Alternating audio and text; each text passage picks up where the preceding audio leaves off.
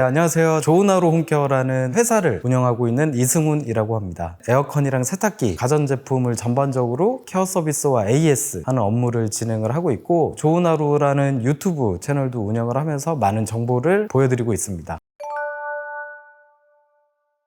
대부분의 세탁기 사용자들이 가장 고민하는 게 세탁기 세제 양이에요. 세탁기 세제함을 열어보면 크게 두 가지 있습니다. 액체 세제를 사용하는 공간, 섬유 유연제를 사용하는 공간인데, 일단 요즘에는 액체 세제 이런 리필형도 많이 쓰시는데 통으로 되어 있는 거를 보면 계량 컵이 달려 있습니다. 계량 컵. 그래서 세제 브랜드마다 다 다르긴 하겠지만 그냥 통상적으로 세제 뒷면에 보면 뭐 물 몇 리터당 세제를 얼마큼 몇 cc 넣어주세요라고 적혀 있는데, 사실상 그거 저희가 확인 안 하잖아요. 그래서 그냥 이렇게 단순하게 액체 세제 계량 컵을 기준으로 세탁기가 19kg 짜리면 한 컵 반 정도 사용해 주시면 되고, 계량 컵이 그냥 12kg 세탁기에 빨래를 꽉 채웠을 때 한 컵 정도 쓰신다고 생각해 주시면 거의 유사하게 맞아 떨어집니다. 이거는 19kg니까 대략적으로 한 컵 반 정도를 써주시면 되고, 섬유유연제는 여기 보면 맥스 표시가 있는데 반드시 맥스 표시가 넘지 않도록 넣어 주셔야 됩니다. 저희 이제 사용자들 요청사항에 보면 섬유유연제를 아무리 넣어도 향이 나지 않는다, 뭐 정전기 방지 효과가 거의 떨어진다, 이런 분들 보면 빼서 제가 직접 보여드릴게요. 이게 섬유유연제라고 가정을 하겠습니다.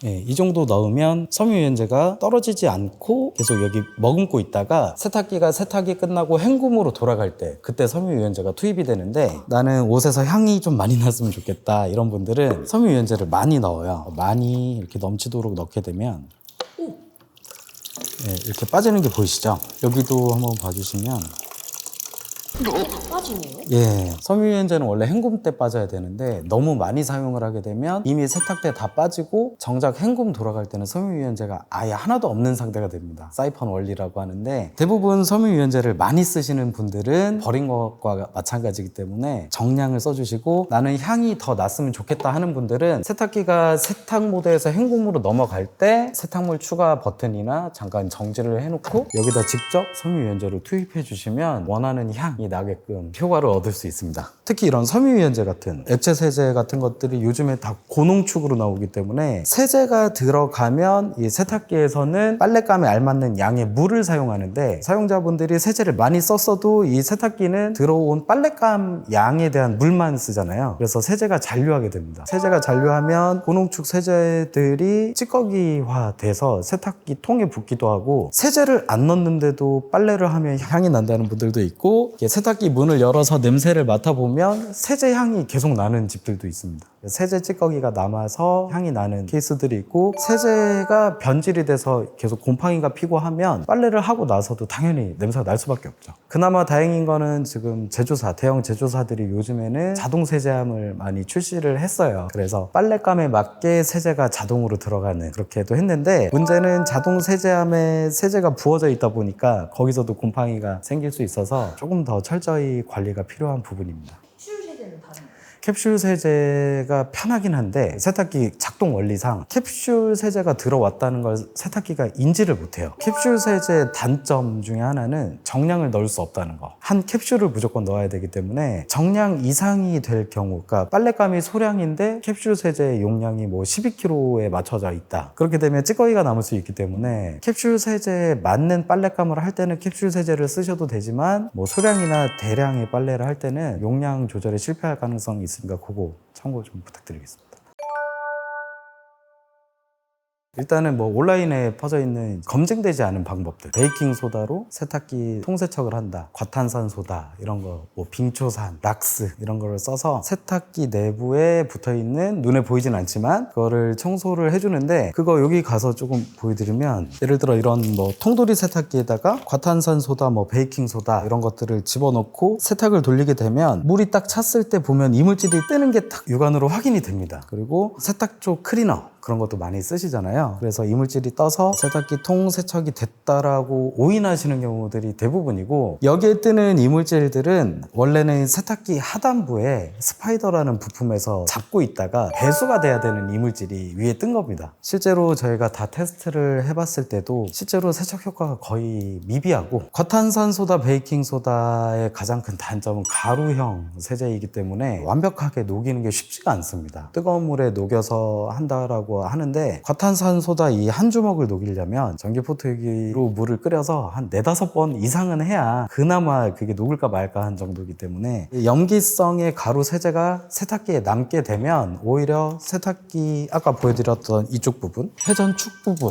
여기에 남아서 부식도 일어나게 되고 세탁기 고장의 원인이 되기도 합니다. 저희 쪽으로도 접수가 굉장히 많은 유형 중에 하나이기 때문에 베이킹소다 써도 이물질이 한번 뜨면 계속 나와서 사용을 못 하실 거예요. 문제가 생기는 경우들을 조금 나열을 해보면, 이물질이 쌓여서 급수가 잘 안 되는 문제가 생기기도 하고, 그리고 이런 가장 많이 쓰는 드럼 세탁기 같은 경우는 내부에 보면 이렇게 고무 베이킹 안쪽에 이물질들이 쌓이면서 세탁을 하고 나서도 이물질 때문에 조금 찝찝한 느낌이 들기도 하고요. 특히 그 드럼 세탁기 안에도 하단부에 이렇게 필터들이 있는데, 거의 대부분 드럼 세탁기 사용자의 50% 이상은 드럼 세탁기에는 필터가 없다라고 알고 계시는 분들이 많아가지고, 필터 청소가 제대로 안 되니까 이물질이 막혀서 급수나 배수에 이상이 생기기도 하고 세탁기 고장의 원인이 되는 경우들도 있습니다. 또 무엇보다 빨래를 하고 났을 때, 빨래감을 꺼냈을 때 달라붙어 나오는 이물질 문제로 고민을 하시는 분들도 많고, 세탁기를 사용하다 보면 소음이 커지는 문제, 그것도 이제 이물질이 많이 끼거나 베어링 부분, 회전축 부분에 암호가 생기면서 또는 고착이 생기면서 세탁기 성능이 좀 안 좋아지는 케이스들이 있습니다. 여기 보면 이제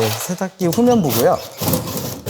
이쪽에 이게 세탁기 모터입니다. 이 모터가 돌아가면 바깥쪽에서는 세탁기 통이 돌게 되어 있는데, 이 모터까지 뜯어서 보여드릴게요. 이런 자석이 붙어 있는 로터라는 부분이고, 여기는 이제 전류가 흐르는 부분인데, 이게 세탁기 통을 잡고 있는 축 부분입니다. 여기 보시면 이렇게 베어링이 들어가 있는데, 정량 이상으로 세탁기 세제를 많이 사용하거나 관리가 잘 안 되는 문제, 그리고 세탁기에는 다 적정 용량이 있어요. 12kg 세탁기부터 뭐 21kg, 24kg까지 있는데, 용량을 초과해서 자주 빨래를 하거나 대형 빨래, 뭐 이불 같은 거를 자주 돌리는 경우에 이 베어링 쪽에 계속 손상이 누적이 되기도 합니다. 일단 기본적으로 세탁기 이상을 확인하는 방법은 소음의 정도, 그리고 고속 회전 시 진동의 정도, 그런 것들을 보면 어느 정도 예측을 할 수 있습니다. 이런 베어링 쪽에 문제가 생기면 좀 심한 경우에는 천둥 치는 소리 같은 소리가 나기도 하고, 앞쪽에서 보면 이쪽에 이제 배수 모터가 들어 있어서 세탁기 탈수를 하거나 헹굼하면서 물을 뺄 때 배수 모터가 도는데, 물이 빠질 때 소음이 이상한 경우들도 많이 발생이 됩니다. 예를 들어 뭐 이물질이 꽉 차 있는 상태면 배수가 잘 안 될 거고, 그럼 배수를 해주는 모터에도 계속 과부하가 생길 거고, 그래서 정기적으로는 이제 세탁기 이상 증상이 있다라고 하면 케어 서비스를 받아보는 것도 좋은 방법이고, 고장이 발생되면 수리 비용이 과다하게 청구가 될 수 있기 때문에 세탁기의 올바른 사용법을 조금 알고 사용하는 게 많이 도움이 됩니다. 그럼 올바르게 청소는 어떻게 해야 될까요?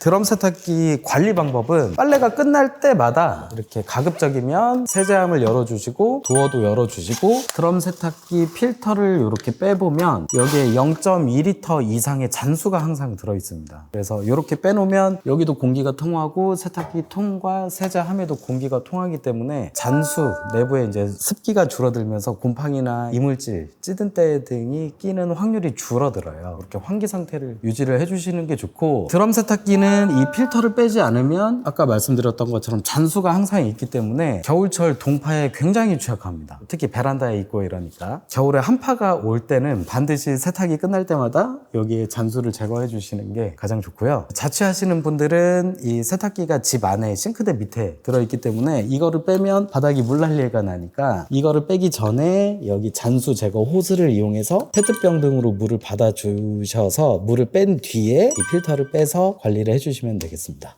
그렇게 돼 있고, 드럼 세탁기 가장 신경 쓰이는 부분이 이 고무 가스켓 부분인데, 여기 항상 물이 쌓여 있으니까 곰팡이도 많고 해서 서비스 문의나 이 고무 가스켓 AS 자재 교체 요청이 많은데, 자택에서는 이렇게 문을 열어두시는 것만으로도 환기가 되고 자연 건조가 되니까 조금 더 쾌적하게 쓰실 수 있고, 자택에서 셀프로 하실 때는 크리넥스 타월 같은 거 이렇게 좀 껴두시고 락스 같은 거 좀 부으셔서 곰팡이 세균을 초기적으로 줄일 수 있으니까 그렇게도 한번 해보시면 좋을 것 같고, 통돌이 세탁기 관리 방법은 비교적 드럼 세탁기보다 관리가 쉽지만 드럼 세탁기와 다른 점은 필터가 이렇게 내부에 있기 때문에 필터 청소 좀 자주 해주시는 거 그게 좋고, 원래 이제 이렇게 열리는데 여기에 이물질들이 껴 있습니다. 제거해 주시면 되고, 그리고 이 필터가 들어가 있는 부분 사이사이에도 이물질이 있으니까 뭐 집에 있는 칫솔이나 작은 솔 등을 이용해서 정기적으로 청소를 해주시면 됩니다. 만약에 집에 십자 드라이버가 하나 있다라고 하면 여기를 빼서 이 빨래판도 뺄 수가 있는데 그렇게 관리를 해주시는 방법도 있는데 이거는 어려워하는 부분이라서, 그리고 통돌이 세제함은 이렇게 뺀 다음에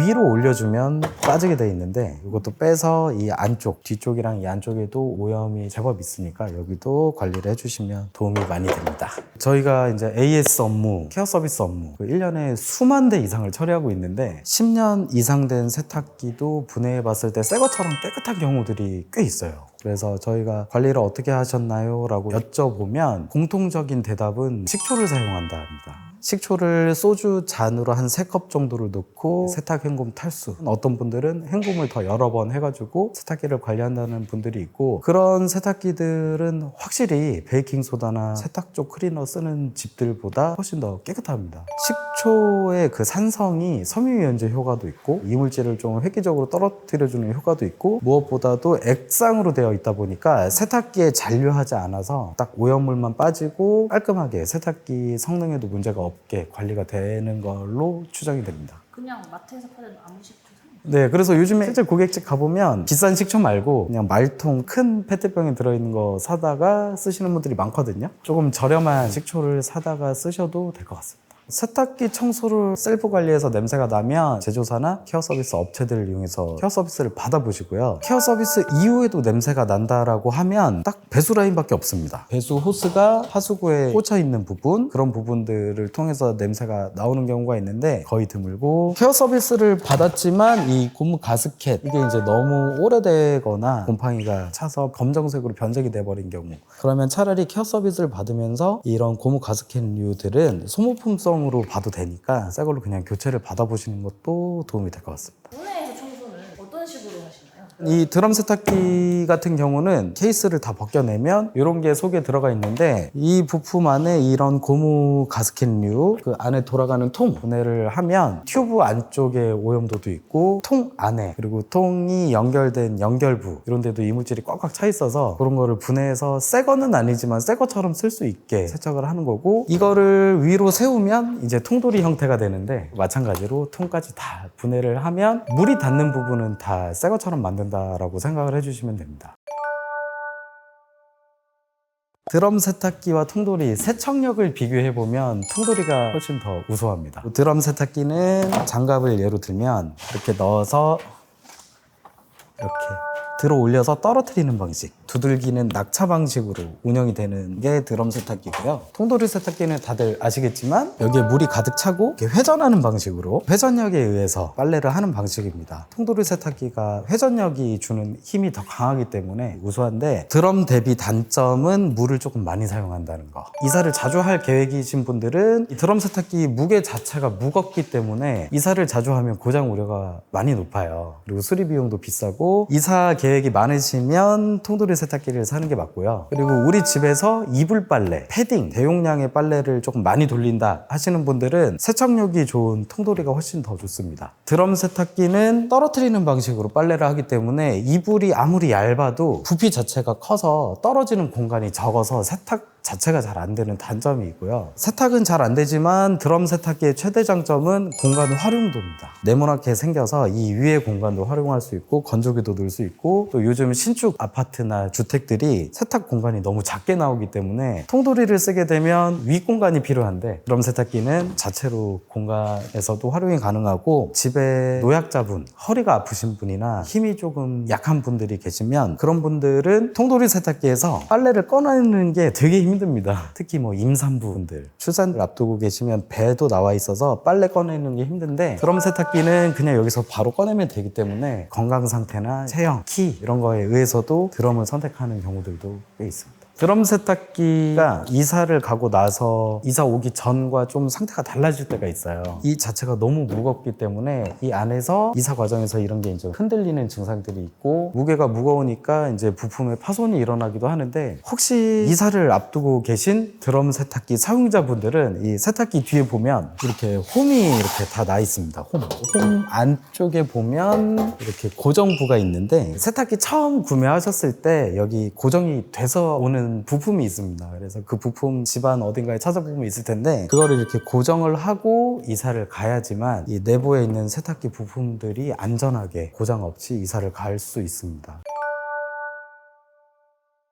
일단은 세탁기 사용법이 상당히 간단해요. 세탁기 안에다가 빨래를 넣고요. 문을 닫아주세요. 요거는 요런 형태인데, 끄집어내는 세제함이나 아니면 상부의 세제함에 액상형 세제, 적정량을 넣어주시고, 섬유유연제는 맥스가 넘지 않게 넣어주신 다음에 전원을 누르고 동작을 누르시면 자동으로 세탁기가 빨랫감의 무게를 측정해서 급수를 하고 세탁, 헹굼, 탈수 세 과정을 거친 다음에 종료가 되게 됩니다. 여기서 조금 특이사항으로 나는 이불을 빨래할 거다. 그러면 전원을 넣고 동작이 아니고 이 세탁 모드에 이불을 선택해주고 동작을 눌러주시거나, 나는 스웨터, 고급 의류를 빨 거다라고 하면 전원을 넣고 동작이 아니라 울, 란제리를 선택해준 뒤에 동작. 요즘 세탁기들은 이렇게 메뉴가 세부적으로 잘 나와 있으니까 내가 희망하는 메뉴를 선택을 해주시면 되고, 나는 아예 다 모르겠다 그러면 전원 넣고 동작 버튼을 눌러주시면 됩니다. 드럼 세탁기는 아무 세팅을 하지 않고 전원과 동작을 누르게 되면 통돌이 대비 세척력이 떨어진다 그랬잖아요. 그래서 물이 들어가면 물을 가열하는 시간이 있습니다. 드럼 세탁기는 기본적으로 40도 미온수로 빨래가 되는 세탁기고, 내가 따로 냉수를 선택하지 않는 한 따뜻한 물로 세탁이 되도록 구조가 되어 있습니다. 근데 급속을 누르게 되면 물을 가열하는 시간을 줄이고 세탁, 헹굼, 탈수 시간을 줄여서 빠르게 빨래를 할 수 있는데, 드럼 세탁기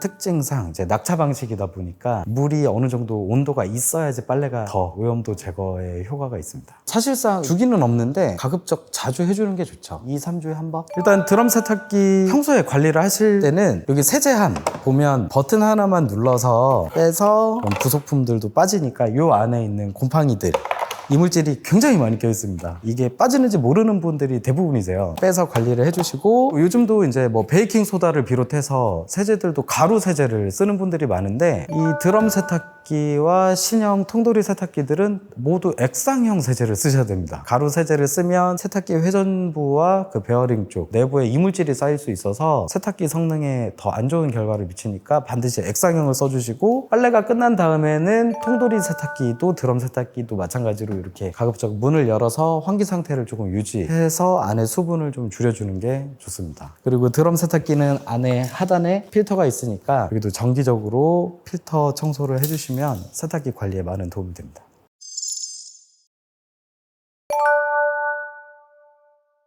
외관상으로 예쁘면 인버터인데 그게 좀 개인 기준이 있을 수 있잖아요. 에어컨을 이렇게 껴안아 봤을 때 후면부가 뚫려 있는 거, 그거는 대부분 인버터고, 이런 식으로 정속형 에어컨이라고 부르는 것들은 이런 모델들인데, 이렇게 껴안아 봤을 때 후면부가 막혀 있는 거, 대부분 이제 이렇게 구분 지으면 좀 편하고요. 막혀 있는데도 인버터가 있긴 있어요. 극히 드물긴 한데, 그래서 이거 좀 애매하다 그러면 실외기를 가셔서 이렇게 써 있는지 보시면 됩니다.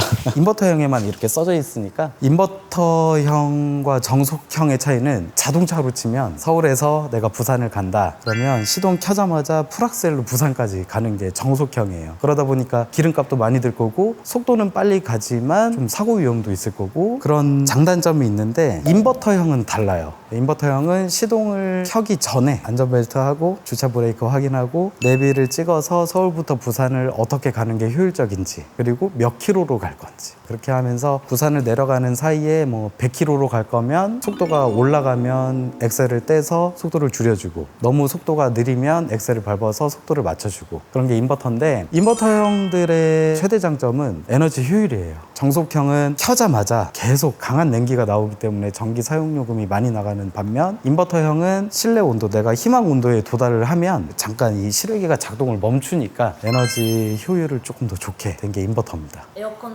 전기세를 아끼기 위해서 계속 틀어놔야 된다. 아. 아니면 더울 때만 키면 된다. 요거는 뭐가 진실인가요? 그거 정말 문의가 많은데 정속형들은 시원해지면 바로바로 껐어야 돼요. 그게 맞아요. 에어컨이 켜져 있으면 실외기가 계속 작동이 되니까 전기 사용량이 높아요. 근데 이런 인버터형들, 이런 것들은 에어컨을 딱 가동하면 실외기에서 바로 냉매를 보내주질 않습니다. 실외기가 작동하는 시간이 최소 5분 이상 소요가 되고요. 그때 정속형보다 전기 사용량이 높습니다. 첫 가동할 때 인버터형은 실외기가 작동이 돼야지만 그때부터 절전 효과가 좀 높아져요. 전기 사용량을 효율적으로 쓰게 되는데, 그러니까 인버터형은 계속 껐다 켰다 하면 전기 사용량이 당연히 높을 수밖에 없죠. 정속형보다 더. 얘가 가동이 되기 전까지 사용량이 높으니까. 지금 한편으로는 맞고 한편으로는 틀린 정보 중에 하나가 인버터는 끄면 안 된다 이건데, 자, 정속형 에어컨은 시원해지면 끄잖아요. 그리고 계속 시원하면 켤 일이 없을 경우도 있고, 그러면 전기를 안 먹겠죠.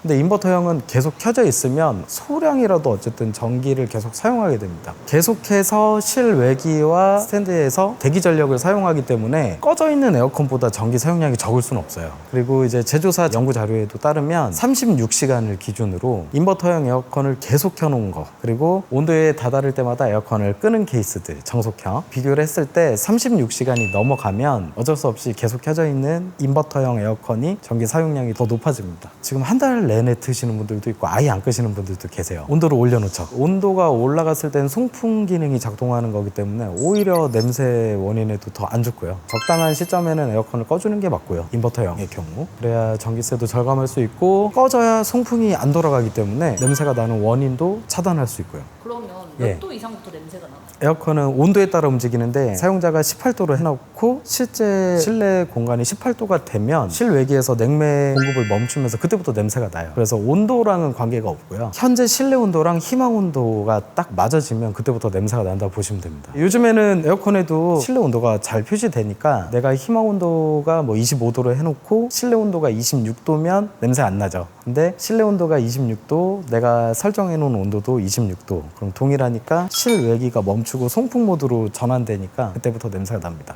그리고 온도 편차가 좀 있어요. 인버터형들 이쪽 부분이 온도를 체크하는 부분이에요. 실내 온도를. 근데 실제로 이 에어컨은 이렇게 되어 있기 때문에 실제 실내 온도를 측정하는 게 아니고 에어컨 후면부의 실내 온도를 측정하게 되니까 여기에 표시되는 온도 차가 1, 2도 가량 실제 온도와 차이가 날 때가 있습니다.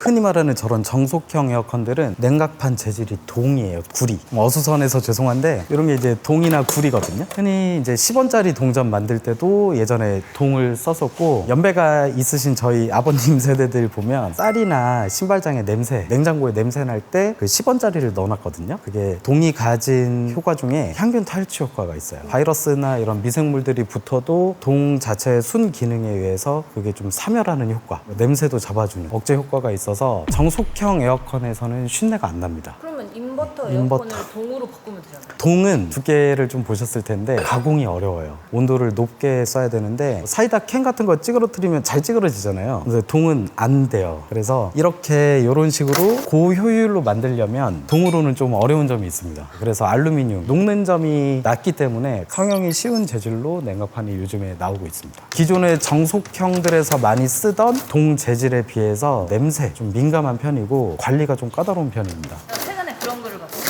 에어컨 냄새를 빼고 싶다면 끄기 전에 제습이나 송풍을 돌려서 하면은 냄새가 안 난다. 네, 전혀 다른 얘기고요. 에어컨의 원리를 잘 모르기 때문에 조금 잘못된 정보들이 흘러나와서 그런 거고, 일단 냉방이랑 제습은 같은 기능입니다. 똑같은 기능. 나누는 이유는 습기를 조금 더 밖으로 배출시키기 위해서 소비자들이 고민을 하니까 제조사에서 리모컨에 버튼을 하나 만들어 놓은 거예요. 냉방과 제습의 차이는 풍량 차이밖에 없습니다. 냉방일 때는 바람이 세게 나오고 제습일 때는 바람이 약하게 나와요. 제습을 만들어 놓은 게 대부분 시중에 판매하는 제습기 같은 기능인가 이렇게 오해하시는데 에어컨의 제습은 조금 다른 개념입니다. 여기 에어컨에서 냉방이 시작되게 되면 차가운 가스가 돌 거 아니에요? 아이스 아메리카노 잔도 차가운 커피 넣어놓으면 밖에 물 생기잖아요. 여기에도 물이 생겨요. 팬이 세게 돌면 여기에 있는 수분이 실내로 나가는 비율이 높아질 텐데 제습을 누르면 팬이 약하게 도니까 여기 있는 수분이 밖으로 나가는 것보다 호스를 타고 외부로 배출되는 게 높아집니다. 그래서 냉방과 제습은 같은 기능이고 단순히 풍량만 차이가 있다. 이렇게 해주시고 제습은 원래 냄새가 안 납니다. 냉각판이 냉각되어 있기 때문에. 그리고 송풍을 쓰는 게 조금 문제인데 지금 되게 덥잖아요, 요즘에. 낮에 희망 온도에 도달했을 때 에어컨을 끄실 텐데 끌 때마다 송풍으로 냉각판을 1시간씩 건조한다. 이게 되게 많으세요. 근데 사실상 건조를 시키는 그 1시간 동안 냉방이 안 되니까 건조를 다 시킬 수가 없고요. 불가능하죠. 송풍을 쓸 때는 반드시 이렇게 창문이 열려 있어야 되는데 이렇게 더운 계절에 에어컨 끌 때마다 송풍을 1시간씩 써서 창문을 열고 그러면 실내 온도가 올라가기 때문에 다시 냉방을 틀 수밖에 없어요. 다시 여기 물이 생길 거고. 그래서 송풍에 대한 의미 자체가 없고요. 송풍을 1시간 이상 쓴다. 특히 창문이 닫혀 있는 상태에서 냉각판은 점차 상온으로 올라가겠죠. 온도가 가스가 안 돌아가니까. 그래서 냉각판에 생기던 물도 없어져요. 그때 문제가 실내에 있는 오염원, 곰팡이랑 세균을 포함해서 미생물이라고 표현을 하면 미생물들이 이 냉각판을 통과해서 계속 바람이 나오게 되는데 그때 냉각판에 계속 미생물들이 흡착이 됩니다. 냉방일 때는 물이 있으니까 흡착이 돼도 물방울과 섞여서 외부로 배출이 됐는데 송풍일 때는 물도 없어지고 여기가 상온이 되고 미생물들이 흡착이 되면서 외부로 배출도 안 되고 쌓입니다. 이게 쌓이게 되면 미생물들의 특징, 우리 주변에 곰팡이만 봐도 이만큼만 생겨도 나중에 한 달 지나면 이만큼 커져 있잖아요. 이런 미생물들이 냉각판에 서식을 하기 위해서 바이오필름을 생성을 하게 돼요. 그러니까 쉽게 집을 지어서 범위를 넓혀가는데 여러 가지 논문들에 의해서 집을 지을 때 굉장히 공격적인 냄새가 난다라고 표현되어 있고 사용자들은 그 냄새를 쉰내, 찌릿내, 걸레빤 냄새가 난다라고 표현하거든요. 그게 송풍 기능을 과도하게 많이 쓰는 경우, 환기가 없는 상태에서 오히려 냉각판의 오염을 유발시킬 수 있기 때문에 지금처럼 에어컨 가동률이 높은 계절에는 송풍을 차라리 안 쓰는 게 맞습니다. 쓰지 마시고 나는 그래도 냉각판에 완전 건조가 필요하다. 그러면 밤 늦게 이제 에어컨을 꺼도 될 때 아니면 이른 아침에 에어컨을 이제 사용을 안 해도 될 때 쓰는 거고 평소에는 다 자동 건조 기능이 들어가 있어요. 자동 건조 기능만 써주시는 걸 권장드립니다. 송풍 기능은 말 그대로 그냥 선풍기예요. 에어컨의 희망 온도를 설정하면 실내 온도가 낮아지면서 희망 온도랑 맞아지잖아요. 그때는 냉방이 나오면 안 되니까 에어컨이 자동으로 송풍 기능으로 전환돼요. 인버터들은. 제조사에서도 사용자들이 자꾸 송풍을 눌러서 에어컨 건조시키는 기능으로 이용을 하니까 송풍은 계속 켜져 있잖아요. 끄기 전까지. 그래서 자동 건조를 따로 만든 거예요. 다만 자동 건조의 장점은 에어컨 사용량을 계산해서 일정 시간 후에 자동으로 꺼지게 만든 게 자동 건조예요. 송풍은 계속 나오니까. 마찬가지로 자동 건조 중에는 반드시 이렇게 창문이 열려 있어야 됩니다. 반드시 열려 있어야 이 냉각판의 실내 오염원이 흡착되는 것을 줄일 수 있고요. 계속 신선한 공기가 들어와줘야 됩니다.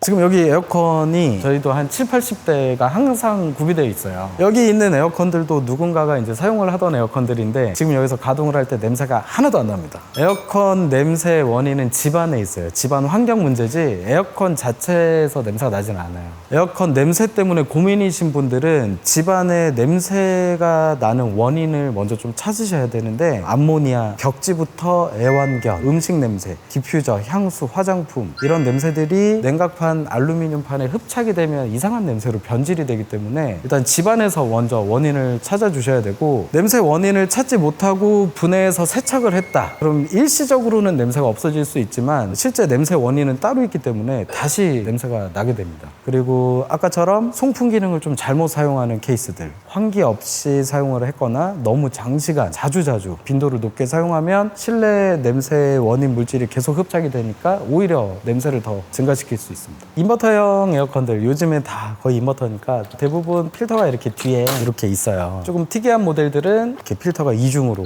옵션별로 다르게 돼 있기도 하고 사용자분들 에어컨 구매하실 때 보면 분명히 모양은 똑같은데 에어컨 가격들이 조금씩 차이가 났을 거예요. 장착된 필터류들이나 공기청정 기능이 있냐 없냐에 따라서 차이가 나는데 이런 필터만 자주 청소해 주셔도 냉각판에 흡착되는 오염원들을 많이 줄일 수 있으니까 상당히 도움이 되죠. 벽걸이형은 더 간단해요. 그러니까 벽걸이 에어컨 필터 청소 방식은 딱 두 가지밖에 없습니다. 거의 에어컨이 설치된 상태에서 보면 이렇게 상부에 필터가 있는 케이스들은 상부에 이렇게 필터만 빼서 이게 필터니까 세척을 해주시면 되고, 이 안에는 할 필요가 없어요. 여기는 해주시면 좋은데 여기는 분해해서 하는 게 좋습니다. 필터는 이렇게 해주시면 되고, 이런 형태로 돼 있는 것들은 전면부 커버를 열어주면 이렇게 여기 이렇게 손잡이가 잘 돼 있으니까 이렇게 빼서 세척을 해주시면 됩니다. 필터가 있다는 거는 그쪽으로 바람이 들어간다는 뜻이거든요. 필터 위치가 조금 헷갈린다 우리 집은. 그러면 바람이 들어가는 부분이 어딘지를 보시면 거기에 필터가 있습니다. 요거는 물로만 그냥 세척하면 돼요. 물이나 아니면 집에 뭐 중성세제가 있으면 제일 좋고요. 중성세제 좀 불려놨다가 부드러운 솔로 살살 닦아주셔도 됩니다. 과탄산소다, 베이킹소다, 어차피 여기에 있는 오염도 제거가 주 목적이고 충분하게 물로 헹굴 수 있으니까 과탄산소다, 베이킹소다를 써주셔도 되는데, 조금 잘못 쓰는 케이스는 이제 구연산을 많이 쓰는 케이스들. 구연산 자체가 이런 세척 효과가 좋아요. 제조사들 홈페이지 같은 데나 제품 설명서에도 구연산을 물에 희석해서 사용을 하면 좋다라고 돼 있는데, 대부분 거기까지만 알고 계시고 구연산 용량에 대해서는 간과하시는데, 구연산은 2g, 3g 정도를 씁니다. 구연산은 물에 충분히 씻겨내면 좋지만 잔류를 하게 되면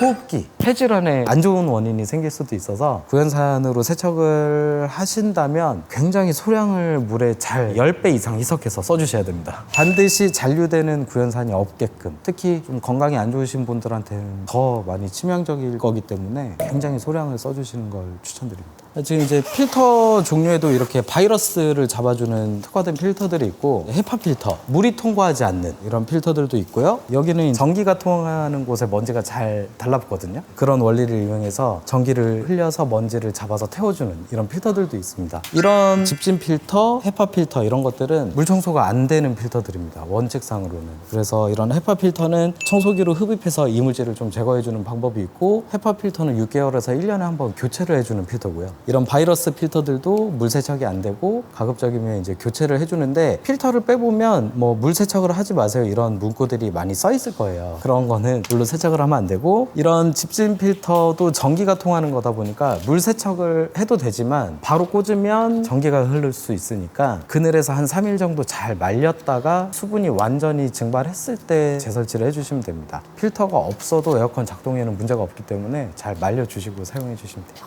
요즘은 이제 셀프로 하시는 분들이 많이 늘어나가지고 유튜브 영상 잘 돼 있잖아요. 뭐 저희도 많이 올려놨는데 그런 거 보고 하시는 분들도 계시고, 에어컨 가동량이 집집마다 다 다르기 때문에 집에 아이가 있거나 노약자분이 계시거나 호흡기가 안 좋으신 분이 있다라고 하면 무조건 일주일 이내에 한 번씩은 해주시고요. 건강한 성인들이 있다 그러면 사용 주기 보시고, 어차피 필터는 오염도 체크가 바로바로 되니까 사용량에 따라서 청소를 해주시면 됩니다. 그게 좀 어려우면 제조사나 인근의 케어 서비스 회사를 통해서 세척을 해주시면 되죠.